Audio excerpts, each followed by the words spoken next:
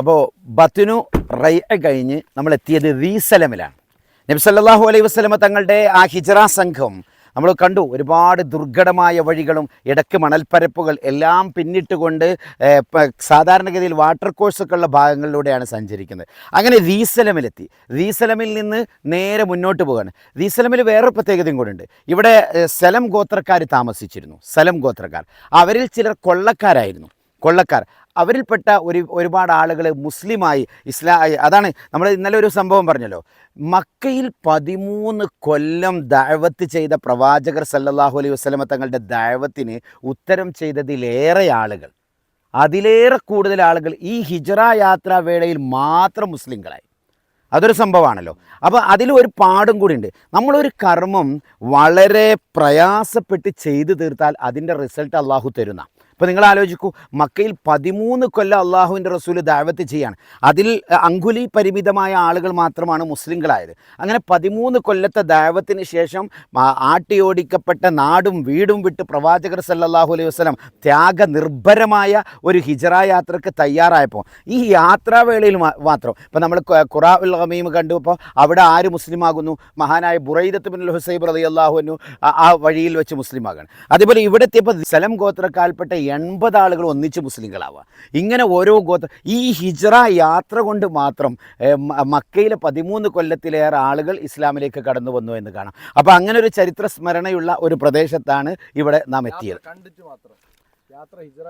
യാത്ര കാണുകയും അതിനിടയിൽ അവർ പ്രവാചകരെ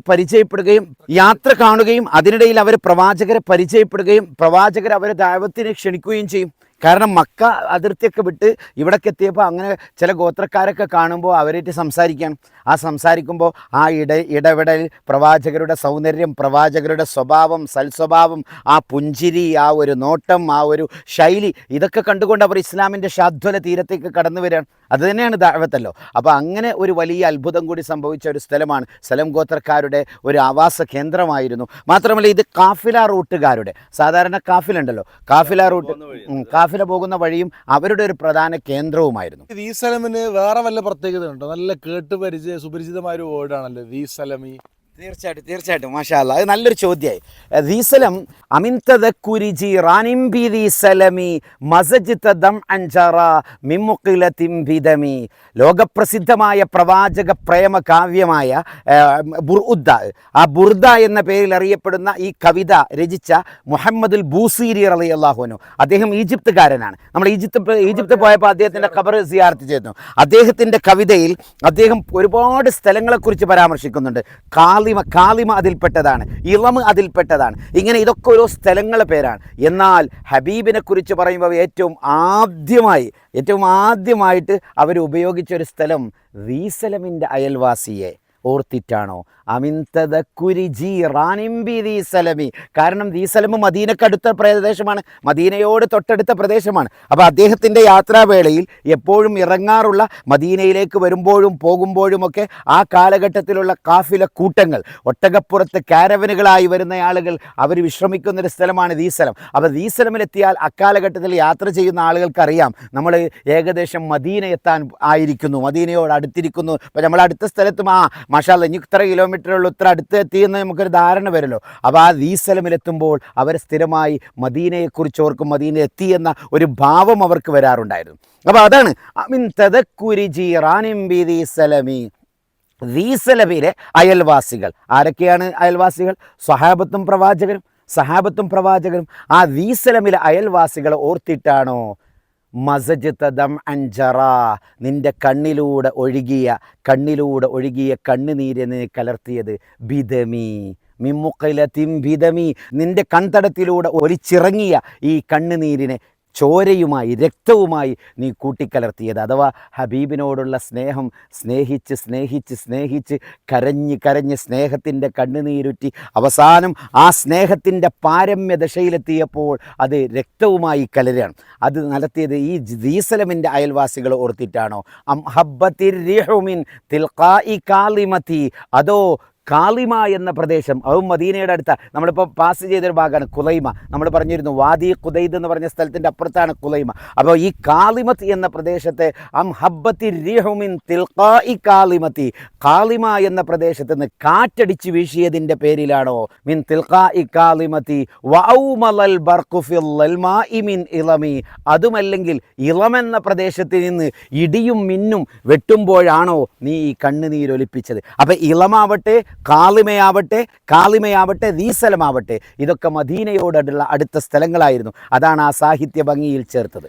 ദീസലമിൽ നിന്നും പ്രവാചക സംഘം പുറപ്പെടുന്നത് മദ്ലജത്തു തഅഹൂനിലേക്കാണ്, അഥവാ ദി വാട്ടർ കോഴ്സ് ഓഫ് തിഹിൻ. ഹിജ്റയുടെ മുന്നോടിയായി പലവിധ സ്വപ്നങ്ങളും നബി സല്ലല്ലാഹു അലൈഹി വസല്ലമ തങ്ങൾ കണ്ടിരുന്നു എന്ന് അബൂ മൂസൽ അഷ്അരി റളിയല്ലാഹു അൻഹുവിനെ തൊട്ട് റിപ്പോർട്ട് ചെയ്യുന്ന ഹദീസിൽ സഹീഹുൽ ബുഖാരിയിലടക്കം നിരവധി ഗ്രന്ഥങ്ങളിൽ നമുക്ക് വായിക്കാൻ സാധിക്കുന്നു. റഅയ്തു ഫിൽ മനാമി അന്നി ഉഹാജിറു മിൻ മക്ക ഇല അർളിൻ ബിഹാ നഖ്ലുൻ ഫദഹബ വഹ്ലി ഇല അന്നഹ അൽ യമാമ ഔ ഹജർ എന്ന് തുടങ്ങുന്ന ഹദീസുകൾ നമുക്ക് വായിക്കാൻ സാധിക്കുന്നു. അതെ, ഹിജ്റ പോകുന്നതിൻ്റെ മുമ്പ് തന്നെ ഹിജ്റ പോകുന്ന ഭൂമിക കാണാൻ എനിക്ക് അവസരമുണ്ടായി.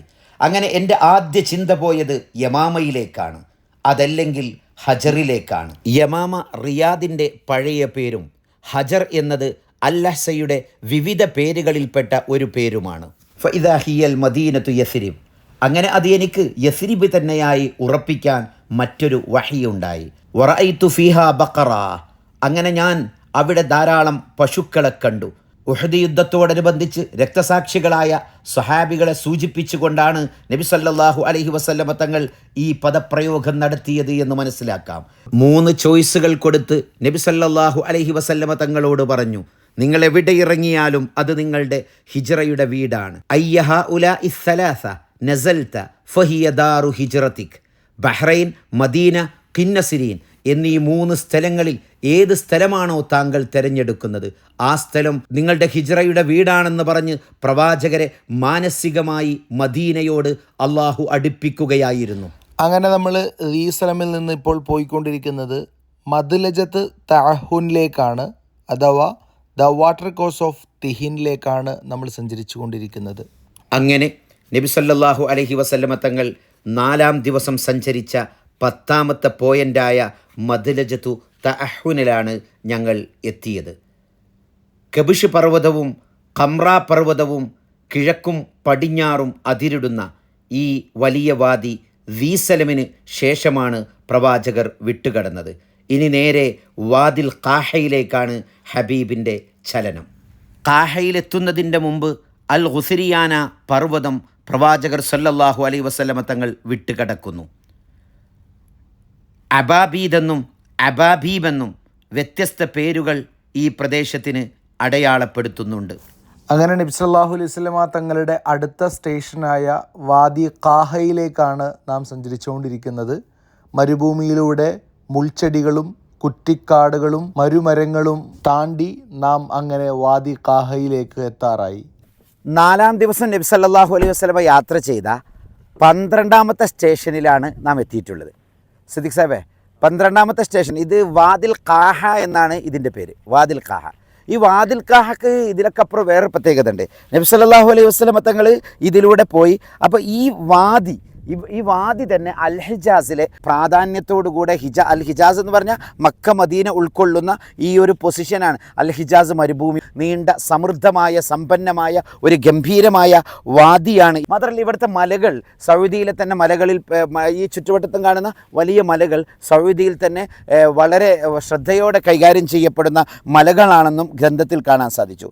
ഇതിൻ്റെ പടിഞ്ഞാറ് ഭാഗത്ത് കാണുന്ന മല സുബഹ് മലയും, അതുപോലെ തന്നെ ഇതിൻ്റെ വടക്ക് ഭാഗത്ത് തൊലൂബ് കിണറുമുണ്ട്. ആ തൊലൂബ് കിണറിൻ്റെ ഭാഗത്തേക്കാണ് നബി സല്ലല്ലാഹു അലൈഹി വസല്ലമ തങ്ങൾ യാത്ര ചെയ്യുന്നത്. ഇനി ഇതിൽ ഈ ഒരു സ്ഥലത്തിൻ്റെ വേറൊരു പ്രത്യേകത, ഇവിടെ ഇങ്ങനെ നബി സല്ലല്ലാഹു അലൈഹി വസല്ലം നിന്നിട്ട് കൂടെയുള്ള ആളുകളോട് പറഞ്ഞു, അന അറാ ഇഖ്വാനി യമുറൂന അലാ ഹാദ തരീഖ്, എൻ്റെ സഹോദരങ്ങളൊക്കെ ഈ വഴിയിലൂടെ ഇങ്ങനെ മക്കയിലേക്ക് നടന്നു പോകുന്നതായി ഞാൻ കാണുന്നു. അഥവാ ഈ വഴി ഇപ്പം നമ്മൾ നിൽക്കുന്ന ഈ വാദിൽ ഖാഹ എന്ന് പറഞ്ഞ വഴി ചില്ലറ വഴിയല്ല. ഇതിലൂടെയാണ് അമ്പിയാക്കളിൽ അധിക പേരും ഹജ്ജ് ചെയ്യാൻ വേണ്ടി മക്കയിലേക്ക് പോയത്. മക്കയിലേക്കുള്ള അവരുടെ യാത്രയ്ക്കിടയിൽ വാദിൽ ഖാഹ വഴിയാണ് പോയത്. എത്രത്തോളം നമുക്കിങ്ങനെ കാണാം. വഹുവ തരീഖുൻ മറ അലൈഹിൽ അംബിയാഉ വൽ ഹുകമാഉ വൽ ഉലമാഉ ഇബറത്ത് താരീഖി മുത്തജിഹീന ഇലാ മക്കൽ മുക്കറമ. മക്കയിലേക്ക് തിരിഞ്ഞുകൊണ്ട് മക്കയെ ലക്ഷ്യമാക്കിക്കൊണ്ട് നിരവധി അമ്പിയാക്കൾ, പണ്ഡിതന്മാർ, അതുപോലെ തന്നെ ഹക്കീമുകൾ അഥവാ തന്ത്രജ്ഞാനികൾ അവരൊക്കെ ഈ വഴി പാസ് ചെയ്ത് എന്നുകൂടി നമുക്ക് കാണാം. നബി സല്ലല്ലാഹു അലൈഹി വസല്ലമ ഈ ഹിജ്റ യാത്രാ വേളയിൽ ഇങ്ങനെ അല്പനേരം വിശ്രമിച്ചിട്ട് ഇങ്ങനെ പറയാണ്, ഞാനിങ്ങനെ കാണുകയാണ്, ഇമാജിൻ ചെയ്യാം മുൻകാല പ്രവാചകന്മാർ ആദം നബി അലൈഹി സ്വലാത്തു വസ്സലാം തൊട്ടിട്ടുള്ള മുൻകാല പ്രവാചകന്മാർ യാത്ര ചെയ്തതായിട്ട്. മറ്റൊരു ഭാഗത്ത് കാണാം 70 അമ്പിയാക്കൾ ഇതിലൂടെ ഹജ്ജിന് വേണ്ടി പോയതായി ഞാൻ കണ്ടിട്ടുണ്ട് എന്ന് വേറൊരു ഹദീസിൽ കാണാം. അപ്പോൾ ചുരുക്കത്തിൽ നബി സല്ലല്ലാഹു അലൈഹി വസല്ലമ തങ്ങൾ വളരെ പ്രാധാന്യത്തോടു കൂടെ കണ്ട ഒരു വാദിയിലാണ് നാം ഇപ്പോൾ നിൽക്കുന്നത്. നാം വന്നത് സിരിയാനെ പിന്നിട്ടു. സിരിയാനെ കഴിഞ്ഞ് വാദിൽ ഖാഹ. വളരെ കഷ്ടപ്പെട്ടുകൊണ്ട് എൻ്റെ പ്രിയപ്പെട്ട കോർഡിനേറ്റർമാർ ഇതൊക്കെ കണ്ടെത്തുവാനും ഇതൊക്കെ മനസ്സിലാക്കുവാനും ഏറെ പരിശ്രമിക്കുന്നുണ്ട്. എല്ലാവരെയും അഭിനന്ദിക്കുന്നു. ഏതായാലും നമുക്ക് റസൂലുള്ളാഹി സ്വല്ലല്ലാഹു അലൈഹി വസല്ലം തങ്ങളുടെ പേരിൽ ഒരു 3 സ്വലാത്ത് ചൊല്ലാം. സല്ലല്ലാഹു അലാ മുഹമ്മദ് സല്ലല്ലാഹു അലൈഹി വസല്ലം, സല്ലല്ലാഹു അലാ മുഹമ്മദ് സല്ലല്ലാഹു അലൈഹി വസല്ലം. അതെ ഈ നമ്മുടെ പുസ്തകത്തിലടക്കം അതെ 3 മനുഷ്യന്മാരെ പോലെ തോന്നുന്നു. കാരണം നേരത്തെ അവിടെ നിന്ന് നോക്കിയപ്പോൾ ഇപ്പോൾ ഇവിടുന്ന് അത്ര തോന്നുന്നില്ല. നേരത്തെ നേരെ നമ്മൾ ഈ വാദിൽ ഖാഹിലേക്ക് എത്താൻ വേണ്ടി നമ്മളിങ്ങനെ സിരിയാനെ പിന്നിട്ട് ഇങ്ങനെ യാത്ര ചെയ്യുന്നിടയിൽ പെട്ടെന്ന് ആ മലയുടെ ഭാഗത്തേക്ക് നോക്കിയപ്പോൾ ഒരു 3 ആളുകൾ നിൽക്കുന്ന പോലെ തോന്നും.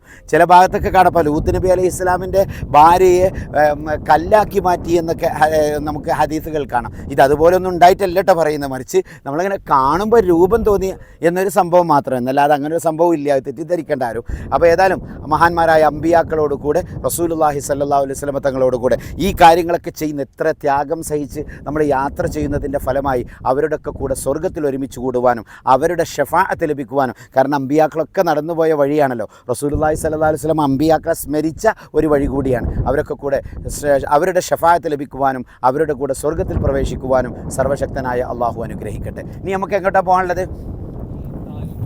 തലൂബ് കിണർ അല്ലേ? ഓക്കെ തലൂബ് കിണറിലേക്ക് നമുക്ക് പോകാം ഇൻഷാ അല്ലാഹ്. അപ്പോൾ ഇതുവരെ നബി സല്ലല്ലാഹു അലൈഹി വസല്ലമ ഒറ്റപ്പെട്ട പല വഴികളിലൂടെയുമാണ് സഞ്ചരിച്ചത്.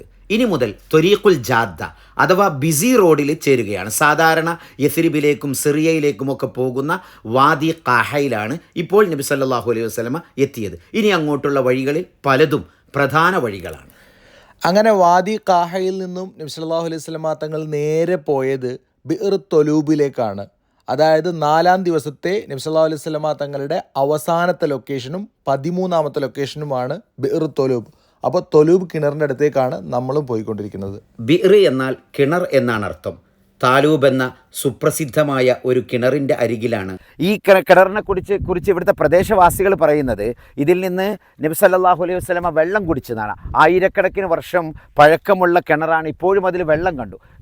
നോക്കിയാൽ നമുക്ക് കാണാം ഇതിൽ വെള്ളമുണ്ട്. അതുപോലെ തന്നെ ഇതിൻ്റെ നിർമ്മിതിയും കരിങ്കല്ലുകളെ കൊണ്ടാണ് ഇത് നിർമ്മിച്ചത് എന്ന് മനസ്സിലായി. അപ്പോൾ ഹിജ്റ യാത്രയിൽ 4-ാം ദിവസം ഹബീബ് സല്ലല്ലാഹു അലൈഹി വസല്ലമ തങ്ങൾ വിശ്രമിച്ച ഒരു ഭാഗമാണ് നമുക്ക് ഇതായി മനസ്സിലാക്കുന്നത് ഇൻഷാ അല്ലാഹ്. ഏതായാലും ഇതിൻ്റെ പരിസരത്ത് തന്നെ ഒരു സഹാബിയുടെ ഖബറുണ്ട് എന്ന് പറയപ്പെടുന്നു. അതിന് നളറത്ത് ബിനു മൻ ഹദ സഹാബി